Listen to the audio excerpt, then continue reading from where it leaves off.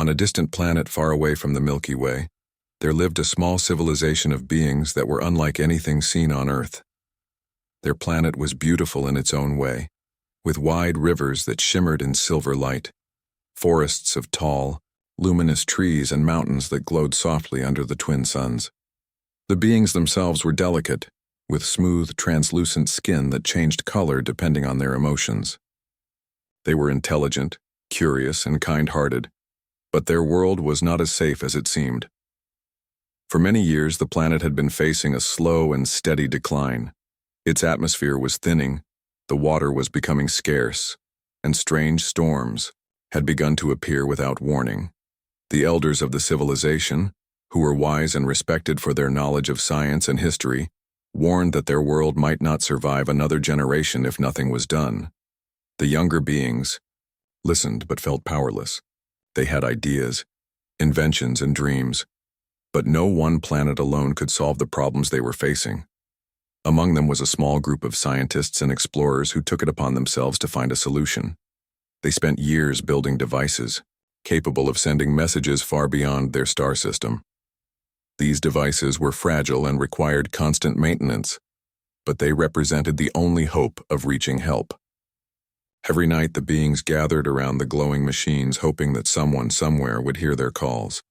They did not know if anyone existed beyond their own galaxy, but they could not give up. One evening, the planet experienced one of its strongest storms yet. The wind howled through the forests, bending the luminous trees nearly to the ground. The rivers swelled, and the sky was filled with dark clouds that hid both suns. Inside a small laboratory, a group of young beings worked tirelessly to protect the transmission devices.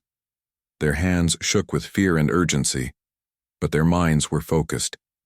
This was a moment that could decide the future of their civilization.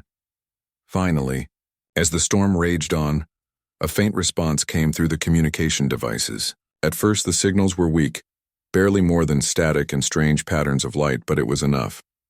The beings' hearts raced. They had spent so many years sending messages into the emptiness of space with no reply, and now they had proof that someone had noticed them. Excitement and hope spread quickly through the colony. Even the elders, who were usually cautious and reserved, allowed themselves a small smile.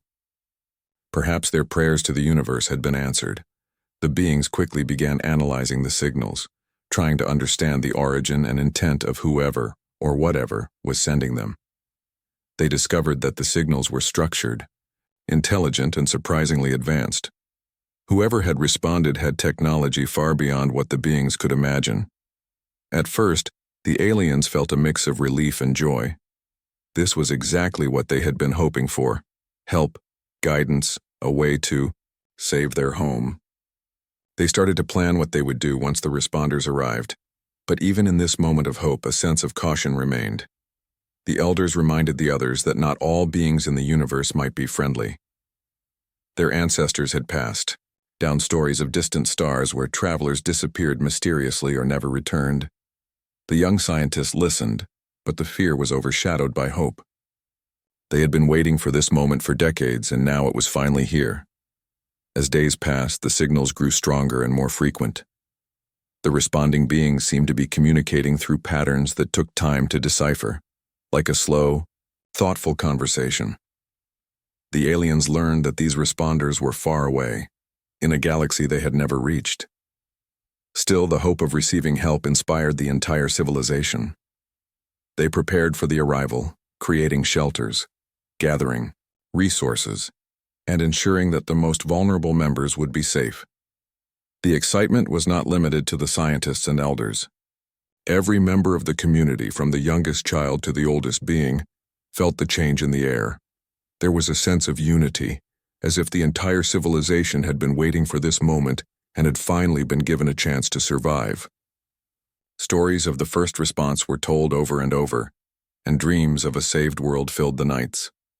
One night, as the two suns set and the skies were painted with shades of blue and violet, the alien scientists observed a distant shimmer. At first it was barely noticeable, like a faint glimmer in the darkness of space. But as they watched, it grew larger, brighter, and closer. Excitement turned into disbelief. The beings realized that something, or someone, was coming. Their hopes were no longer a dream. They were about to meet the ones who had answered their call for help. The elders cautioned patience, reminding everyone that appearances in space could be deceiving. But the younger beings, full of curiosity and bravery, could not contain their excitement. They shared stories of the messages they had sent, the years they had waited, and the fear that had filled their hearts when no one responded. Now, seeing the approaching fleet, those fears began to melt away. The possibility of survival, of learning and growing alongside another civilization, felt real for the first time in decades. However, even in this moment of wonder, a tiny whisper of unease lingered. The universe was vast, and they had no knowledge of what other beings might be like. They did not know if the ones coming were as kind as they seemed in the messages. The elders reminded them that not every helper was necessarily a friend. The younger ones nodded, though their minds were filled with dreams of salvation and a future where their planet could thrive once more. As the alien civilization prepared to welcome the newcomers, their hearts were filled with hope, fear, and curiosity, all at once. For years they had faced despair and uncertainty, but now finally the first rays of hope had reached them. Little did they know, the universe had its own plans, and the beings approaching their planet were far from ordinary. The aliens stood on the highest cliffs of their planet, gazing at the horizon, waiting for the moment when the shimmering fleet would arrive. The night was quiet except for the soft hum of the wind and the faint glow of the twin moons. They did not know what awaited them, but they were ready to face it together, united in the belief that help had finally come. And so, the stage was set. The small, fragile alien civilization, desperate and hopeful, waited to meet the ones who had answered their call. They could not yet imagine the challenges and dangers that were about to arrive with the shimmering fleet. All they knew was that the future of their world depended on this moment, and they were prepared to embrace it, whatever it might bring. The days after the first signals were received were filled with excitement and busy preparation. The small alien civilization had never experienced such hope before, and every being, from the youngest to the oldest, played a part in getting ready for the arrival of the visitors. Families cleaned and repaired their homes. Children practiced greetings, and scientists fine-tuned their communication devices to ensure that they could fully understand the newcomers. The air was electric with anticipation, and even the usually calm elders moved quickly, swept up in the momentum of hope. From the highest cliffs and the edges of the glowing forests, the aliens would often stare at the horizon, searching for any sign of the approaching fleet. At first, all they could see were faint glimmers, small sparks that moved steadily across the dark sky. As the days passed, these sparks became clearer, growing brighter and forming shapes that seemed almost alive. The beings watched in awe, whispering to each other about what kind of creatures could travel such vast distances to reach them. The scientists worked tirelessly to understand the patterns in the approaching fleet's movements. Using the information from the signals, they tried to anticipate the visitors' needs and intentions. Their calculations suggested that the newcomers were far more advanced than anything the aliens had ever encountered. There were structures in the fleet that seemed to bend light, creating illusions and patterns that were beautiful yet mysterious. The aliens could not help but marvel at the technology, imagining what life might be like on a planet where such machines were common. As the fleet drew closer, the alien community grew more organized. They established a central meeting place near the shimmering river, a location that reflected the light of the approaching fleet in a dazzling array of colors. Elders spoke to the community, giving speeches to calm nervous hearts and remind everyone of the importance of unity. The younger beings were restless, pacing and discussing endlessly what the visitors might look like and how they would interact with them. Some hoped the newcomers would bring gifts, resources, or knowledge. Others simply wished for reassurance that their world would survive. The first real glimpse of the fleet was unforgettable. It was larger than any structure the aliens had ever seen, moving with a quiet grace through space. The ships shimmered with colors that the aliens had no names for, and they emitted a soft hum that resonated through the atmosphere of the planet. The beings felt a mixture of awe and disbelief. Could beings capable of such wonders be truly benevolent? The elders reminded them to remain respectful and cautious, while the younger generation could barely contain their excitement. When the Igor first ships entered the planet's atmosphere, the aliens noticed details that amazed them even more. The fleet was not just advanced, it was intelligent in ways they had never imagined. The ships seemed to move in patterns as if guided by thought rather than engines, aligning perfectly with each other as they descended. Some of the ships even emitted gentle lights that seemed to communicate silently with the aliens below. Children pointed and laughed in wonder, while scientists scrambled to record everything, knowing that this was a once-in-a-lifetime event. The visitors finally landed in a vast clearing near the heart of the alien settlement. Unlike the aliens, the newcomers were imposing in appearance, taller and with features that were both strange and beautiful. Their skin shimmered in metallic shades, and their eyes glowed softly, reflecting intelligence and power. They carried themselves with confidence, and every movement seemed deliberate and careful. The aliens, though amazed, approached with caution, bowing and offering greetings in the traditional ways of their people. Communication began slowly. At first, the visitors responded with signals, patterns of light and sound that were unfamiliar, but clearly meant to be understood. The scientists worked diligently, decoding the signals and finding common ground. Slowly, the visitors' intentions seemed to become clear. They claimed to have knowledge, resources, and technologies that could help the aliens restore their planet. The aliens' hearts soared. After years of fear and uncertainty, they finally believed that salvation had arrived. Excitement swept through the community. Workshops and laboratories were opened to the visitors, and exchanges of knowledge began. The aliens taught their guests about their culture, their planet, and the challenges they faced. The visitors, in turn, demonstrated technologies that could purify water, stabilize the atmosphere, and strengthen the planet's fragile ecosystems. The aliens were amazed, learning quickly and asking endless questions. Every day brought new discoveries, and every night the stars above seemed to shine a little brighter. Even as the aliens reveled in their good fortune, some unease lingered. The elders reminded the younger ones that not every being in the universe acted with kindness. They cautioned that appearances could be deceiving, and that the newcomers' true intentions might take time to understand fully. But for now, the hope and excitement were stronger than fear. The aliens were captivated by the knowledge, beauty, and power of the visitors, and they allowed themselves to dream of a future where their planet would thrive once again. In the weeks that followed, the aliens began working side by side with the visitors. They repaired the damaged forests, purified polluted rivers, and planted new forms of life that could adapt to the changing climate. The aliens marveled at the speed with which progress occurred. Tasks that had taken decades could now be completed in days. Families worked together in joy, children laughed as they learned new skills, and elders guided the process with wisdom. The planet began to show signs of recovery, and a sense of optimism filled every corner. The community felt united in ways they had never experienced before. Their desperation had been replaced by hope, and their fear was softened by the presence of beings who seemed willing to help.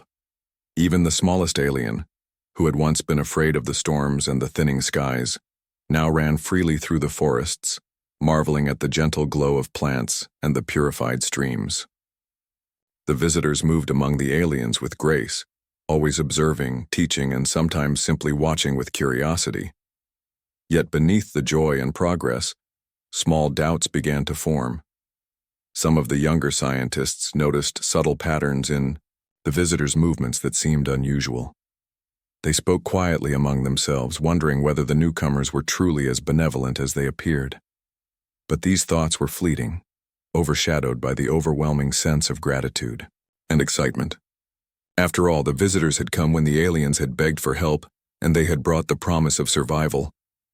As the sun set over the repaired forests and shimmering rivers, the aliens gathered together, watching the light reflect from the visitors' ships. For the first time in many years, they felt safe, hopeful, and alive. They believed that the worst days of their civilization were behind them, and that a bright, thriving future was within reach. They had begged for help, and now it had arrived.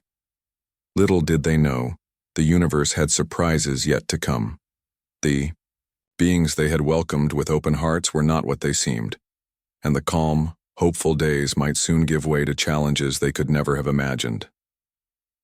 For now, though, the aliens embraced their moment of joy, unaware of the dangers that would soon test their courage, intelligence, and unity. At first, the alien civilization continued to feel hope and excitement. They were busy learning from the visitors, repairing their planet, and imagining a future full of possibilities. Yet, over time, small signs began to appear that something was not quite right. The visitors, while polite and seemingly helpful, acted in ways that puzzled the aliens. Sometimes they would move in silence, observing the alien homes and forests for hours without explanation. Other times they seemed to rearrange resources or structures without asking, as if deciding on what was best for the aliens without consulting them. The alien scientists noticed these behaviors first. They began studying the visitors more carefully, trying to understand whether these actions were simply part of their advanced methods or signs of something else. They noticed patterns that were unusual. Certain ships would patrol areas even when there was no apparent reason. Lights would flash in sequences that didn't match the communication patterns, and tools or devices were sometimes taken away without explanation. The scientists shared their concerns with the elders, who listened carefully but urged caution. After all, the visitors had brought great knowledge and had already helped the planet survive. Could it be that the scientists were misinterpreting these signs? Despite these quiet warnings, the community remained mostly optimistic. Families continued to work with the visitors, learning new ways to purify water, strengthen the atmosphere, and grow crops faster than ever before. Children laughed and played near the repaired rivers, their eyes wide with curiosity as the visitors demonstrated technologies that made plants grow in ways the aliens had never seen. Yet even as joy filled the air, a subtle unease began to grow, like a shadow in the corners of their minds. Something about the visitors did not feel entirely safe. The first serious incident happened when a group of young aliens was exploring a new area of the forest, guided by the visitors. They had discovered strange rock formations and hidden streams that had not been noticed before. Suddenly, the visitors blocked their path, insisting that the area was off limits. The aliens were confused and asked why, but the visitors gave no clear answer. They simply said it was necessary for safety and order. The young explorers returned with uneasy feelings, sharing their experience with the community. Even the elders felt a growing tension. They had warned about caution, and now their fears seemed justified. Soon, more incidents occurred. Some resources that had been carefully stored by the aliens disappeared. Supplies were moved or reorganized without explanation. Certain areas of the planet were suddenly restricted, with the visitors stationed at key points. The aliens began to realize that while the visitors had brought knowledge and technology, they also controlled much of the planet's new systems. What had once seemed like help now began to feel like oversight, or even surveillance. A few of the braver scientists decided to investigate more closely. They observed the visitors' ships and movements from a distance, hoping to understand their patterns. What they discovered shocked them. The visitors were not simply monitoring the planet to help. It seemed they were assessing it in a way that suggested dominance rather than partnership. They moved with precision, marking territories, analyzing natural resources, and studying the aliens' behaviors in ways that felt intrusive. The scientists shared their findings with the elders, who finally admitted to themselves that the situation was more dangerous than they had realized. The community became tense as rumors and observations spread. Some aliens began to question whether they had made a mistake by calling for help. Had they been too trusting? Were the beings they had welcomed truly their friends, or something else entirely? Fear and confusion grew, though outwardly the aliens tried to continue their work with the visitors. They did not want to panic, but deep down many of them felt the first real hint of danger. The visitors' true nature became even clearer during a council meeting with the elders and scientists. The visitors presented plans for further projects that would change the planet in ways the aliens had not expected. Certain forests were marked for optimization, rivers for redirection, and even homes were noted for restructuring. The aliens asked questions, seeking clarity, but the visitors' answers were vague. They spoke of efficiency, balance, and survival, but the underlying tone suggested that the planet and the aliens were to be managed rather than helped. Panic began to stir quietly among the younger population. They shared whispers of fear, wondering if the visitors might have harmful intentions. Some suggested retreating to hidden areas of the planet, but the elders reminded them that the visitors were powerful and that open defiance could be dangerous. Still, the need for preparation became urgent. The aliens began discussing ways to protect their homes and resources without provoking the visitors. It was a delicate balance, and the tension grew with every passing day. The situation reached a turning point when one night, a group of scouts discovered a hidden fleet of smaller ships arriving in the planet's orbit. These ships were unlike the main visitors' fleet, darker, faster, and more menacing. The scouts reported that these newcomers were aggressive, not interested in communication, and seemed to be scouting for weaknesses. The aliens realized with growing horror that the visitors they had welcomed were not ordinary helpers. They were Deathworlders, beings from harsh planets known for survival, dominance, and sometimes destruction. The reality was undeniable. The aliens' hope for help had instead invited a threat they were unprepared for. The elders convened an emergency meeting to discuss what they had learned. Fear was clear in every voice. The community faced a crisis unlike anything they had ever imagined. The very beings they had hoped would save them were part of a system that could control or even harm their civilization. The aliens now understood the danger of calling for help without knowing who would answer. Their planet, once a place of fragile peace, was now at risk of domination. Even as fear grew, the aliens did not lose hope entirely. They realized that their survival depended on ingenuity, courage, and unity. They began quietly developing strategies to hide critical resources, reinforce shelters, and gather information about the newcomers. Children were taught safe paths through the forests, scientists worked on monitoring devices to track movements, and the elders instructed everyone to remain calm and observant. They had never faced such a direct threat before, but they were determined to protect their home. Despite the growing danger, the aliens continued to act with intelligence and resilience. They balanced fear with hope, carefully observing the visitors, while quietly planning their next steps. The days were tense, but the community remained together, sharing information, supporting each other, and learning from every observation. They realized that survival would require more than hope. It would require strategy, courage, and wisdom beyond what they had ever imagined. The stage was set for a struggle that the aliens could not yet fully understand. They had welcomed what they thought was help, only to discover that the universe had far more dangerous challenges in store. But even in the face of uncertainty and fear, the aliens remained determined. They would fight to protect their planet, their families, and their way of life, using every skill, piece of knowledge, and ounce of courage they had. The visitors were no longer just guests. They were a challenge that would test the very essence of the alien civilization. And so, the once hopeful and joyous community now faced a critical turning point. Their planet, their home, and their future hung in the balance. The aliens understood that survival would not be simple, but they were ready to face the unknown with unity, intelligence, and courage, even as the Deathworlders moved silently through their skies, unseen, yet unmistakably present. The alien civilization was now facing a challenge unlike any they had experienced before.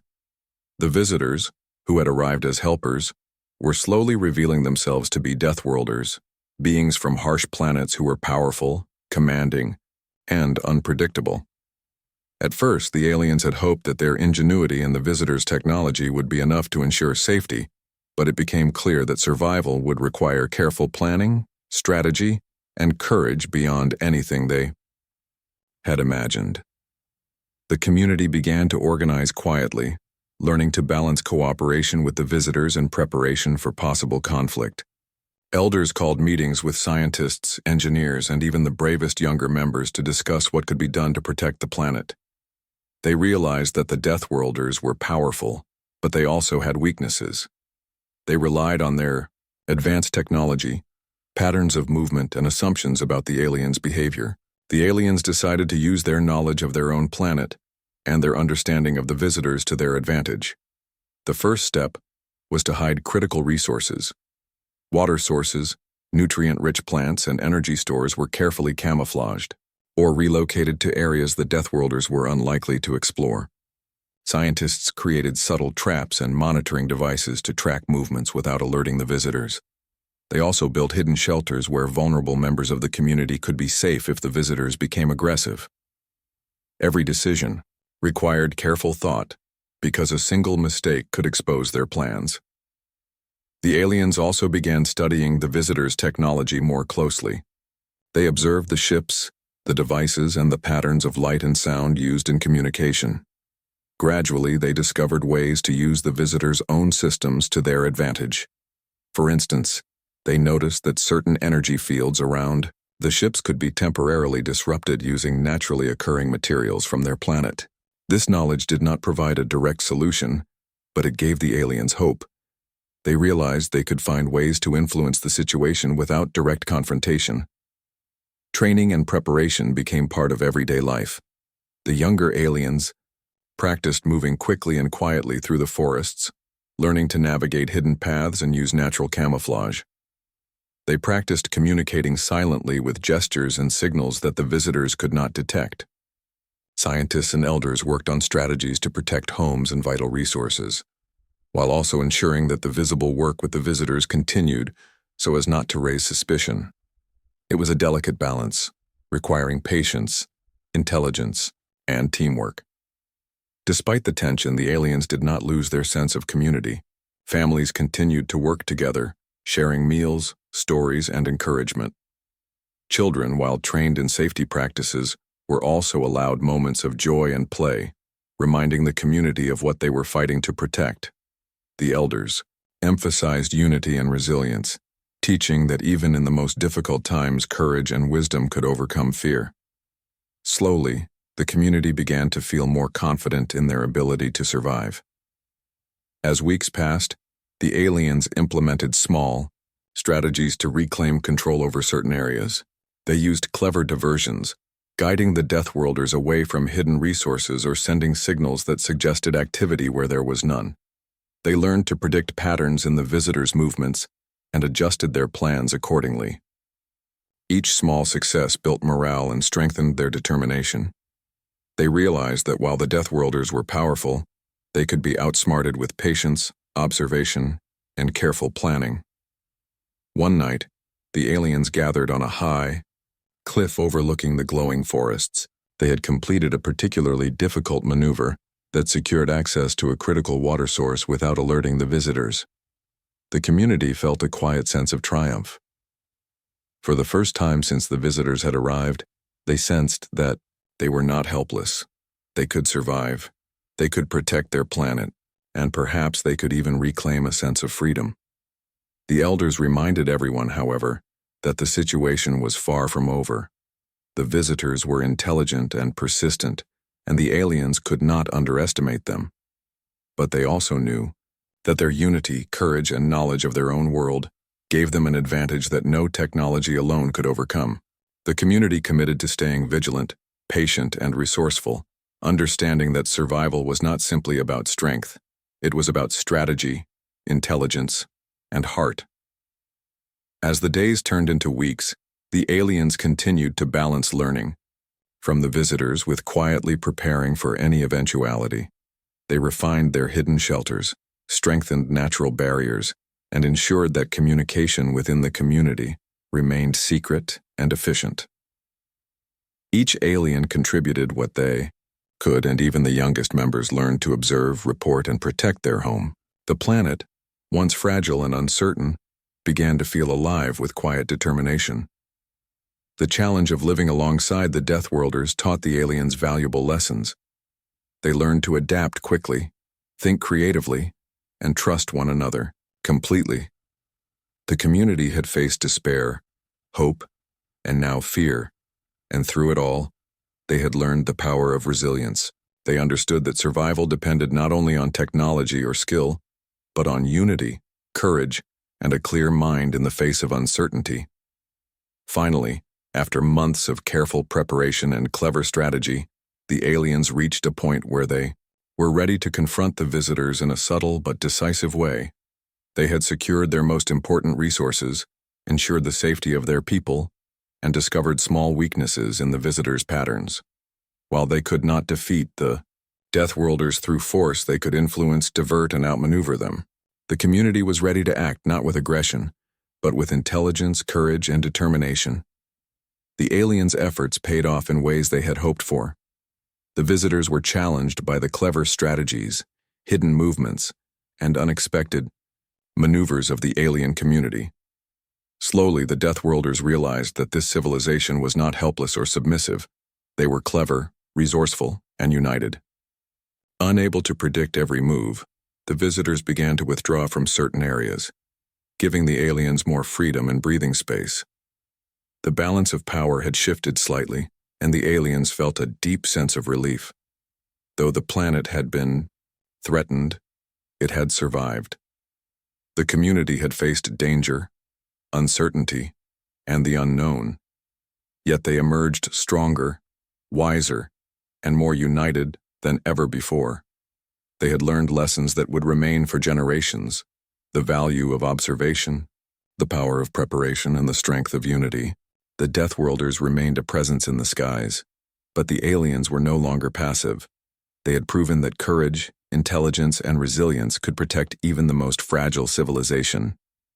And so, the alien civilization continued, determined to rebuild fully, protect their world, and prepare for the future. They had faced fear and challenge, but they had also discovered the power that lay within their community.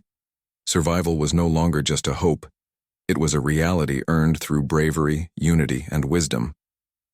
Now, moving to part 5, the story concludes.